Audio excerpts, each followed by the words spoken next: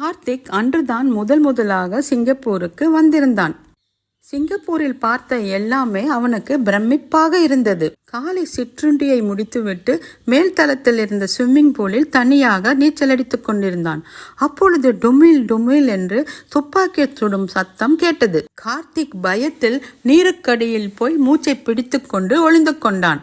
ஆனால் வெகு நேரமாக அவனால் அப்படி செய்ய முடியவில்லை. மெதுவாக தலையை வெளியே நீட்டி எட்டி பார்த்தான். டெரஸில் 4-5 மனிதர்கள் வெளியில் நிற்கும் மரத்தை குறிப்பார்த்து சுட்டு கொண்டிருந்தார்கள். சிங்கப்பூரை பற்றி டிராவல் புக்ஸ் சொன்னதெல்லாம் பொய்யா? சிங்கப்பூரில் யாராவது பிரைவேட்டாக துப்பாக்கி வைத்திருந்தால் அது சீரியஸ் ஆஃபென்ஸ் என்றெல்லாம் அவன் படித்திருந்தானே. என்ன இது என்று நினைத்தான். அப்பொழுது ஒரு காக்கையின் சடலம் அவன் ஸ்விம்மிங் பூல் அருகே விழுந்தது.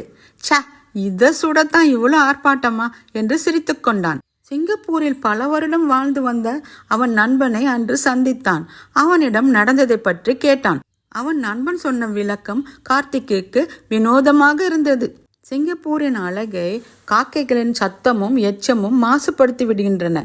ஆகையால் அரசாங்கமே சிங்கப்பூர் கன் கிளப் மெம்பர்ஸை அழைத்து அங்கு ஒன்றும் இங்கு ஒன்றுமாக கண்ணில் படும் காக்கைகளை சுட்டுக்கொள்ள சொல்வார்களாம்.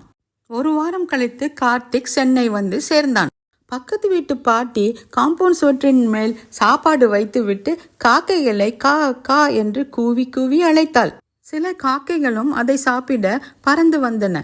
அந்த காக்கைகளை பார்த்து கார்த்திக் சொன்னான், சிங்கப்பூர் பக்கம் போகாதீர்கள் என் கருப்பு நண்பர்களே, அங்கே உங்களை அரை நிமிடத்தில் கொண்டே போட்டு விடுவார்கள்.